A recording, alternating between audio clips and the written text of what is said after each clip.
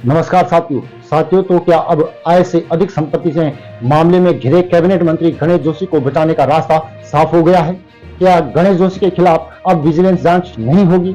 और क्या गणेश जोशी के लिए जो जांच के आदेश कोर्ट की ओर से मांगे गए थे उसका अप्रूवल कैबिनेट को अब नहीं मिलेगा?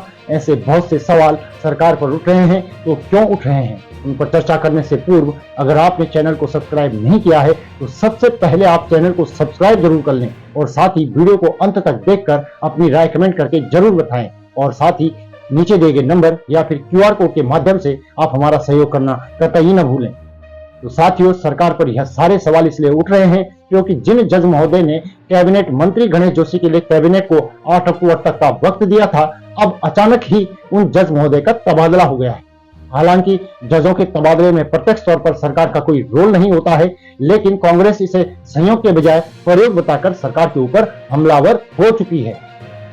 है पूरे प्रदेश की एक तरफ निगाहें टिकी हुई थी धामी कैबिनेट पे कि वो जांच के आदेश के लिए अनुमति विजिलेंस विभाग को देंगे या नहीं देंगे, और कोर्ट भी इंतजार कर रहा था। लेकिन ऐसे में एक नाटकीय मोड़ पूरा प्रसंग लेता है और उस जज का ही ट्रांसफर हो जाता है, मनीष मिश्रा नाम के उस जज का, जिसने ये आदेश दिया था कि गणेश जोशी की पूछताछ की जाए। तो चर्चाओं का बाजार गर्म है कि कहीं ना कहीं ये संयोग तो नहीं हो सकता, ये निश्चित रूप से प्रयोग है। परंतु अभी भी हम सकारात्मक इसलिए हैं क्योंकि जज के ट्रांसफर भर से जांच तो नहीं रुकेगी, क्योंकि जांच तो अब शिकायत तो कोर्ट में जा चुकी है, विजिलेंस विभाग को आदेश भी हो चुके हैं, जज के आने या जाने से फर्क नहीं पड़ता। तो अभी भी धामी कैबिनेट के निर्णय का हमें इंतजार रहेगा। साथियों, गणेश जोशी पर आय से अधिक संपत्ति के मामले पर विवाद तब शुरू हुआ था जब एक RTI के जरिए इसकी जानकारी मिली थी और इसी के आधार पर ही यह आरोप लगाए गए थे कि गणेश जोशी के पास आय से ज्यादा संपत्ति है और इसकी जांच होनी चाहिए। इसी मामले पर शिकायत विजिलेंस के पास भी पहुंची थी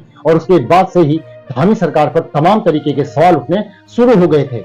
इस समय धामी कैबिनेट पर इस बात को लेकर काफी दबाव भी है कि 8 अक्टूबर तक वो इजाजत दें कि गणेश जोशी पर केस चलेगा या नहीं चलेगा, गणेश जोशी की संपत्ति की जांच होगी या नहीं होगी। इन तमाम सवालों के बीच अगर जज का तबादला होता है तो फिर उस पर विपक्ष को सवाल उठाने का मौका जरूर मिलता है और इसीलिए विपक्षी सरकार की नीति और नियति दोनों पर सवाल उठा रहे हैं और धामी सरकार पर गणेश जोशी को बचाने का आरोप भी लगाया जा रहा है। कहते हैं जिसकी लाठी उसकी भैंस, और ये कहावत को चरितार्थ करते हैं उत्तराखंड के मुख्यमंत्री पुष्कर सिंह धामी जी।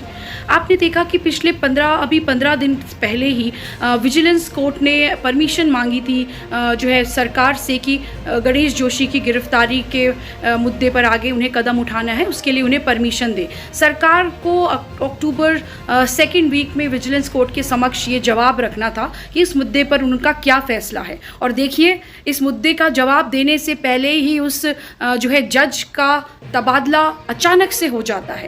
ये दर्शाता है कि भारतीय जनता पार्टी जो जीरो टॉलरेंस अगेंस्ट करप्शन की बात करती है वो सर से पांव तक भ्रष्टाचार में लिप्त है।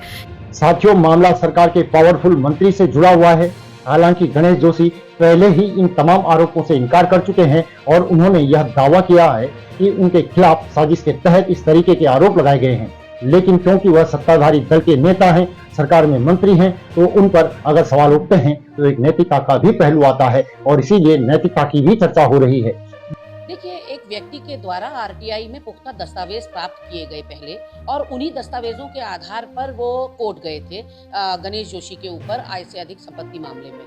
उसका गंभीर संज्ञान लेते हुए कोर्ट ने आदेश किया विजिलेंस विभाग को कि पूछताछ क्यों ना की जाए, जांच क्यों ना की जाए गणेश जोशी की। लेकिन एक कैबिनेट मिनिस्टर की जांच करने से पहले पूरे कैबिनेट से संस्तुति या अनुमति लेनी होती है, जिसके लिए विजिलेंस विभाग ने एक पत्र धामी कैबिनेट को लिखा है, सरकार शासन को लिखा है कि उन्हें अनुमति चाहिए जांच करने की, और उसकी अंतिम तिथि 8 अक्टूबर को है। किस तरीके से अपने एक भ्रष्टाचारी मंत्री जिसके खिलाफ आय से अधिक संपत्ति का मामला और अन्य कई भ्रष्टाचार के जो मामले हैं वो संज्ञान में आए हैं, उसके बावजूद धामी जी उसके खिलाफ कोई कार्रवाई ना करके उन्हें अब तक मंत्री पद से हटाया नहीं गया है। और तो और जिस जज ने बड़ी साहस दिखा करके अपने कर्तव्य को निष्ठापूर्वक करने का प्रयास किया था, उसका रातों रात तबादला कर दिया गया। ये भारतीय जनता पार्टी की ये परिपाटी है कार्य करने की। लेकिन जिस तरीके से हाल फिलहाल में माहौल बना हुआ है उससे सरकार भी अब सवालों के घेरे में आ गई है और अब 8 अक्टूबर तक धामी कैबिनेट द्वारा क्या डिसीजन लिया जाएगा, फिलहाल इसी बात को लेकर सबको इंतजार है। साथियों अभी के लिए फिलहाल इतना ही। अगली रिपोर्ट में पुनः आपसे मुलाकात होगी। तब तक आप चैनल को सब्सक्राइब जरूर करें और हमारा सहयोग करना न भूलें। नमस्कार।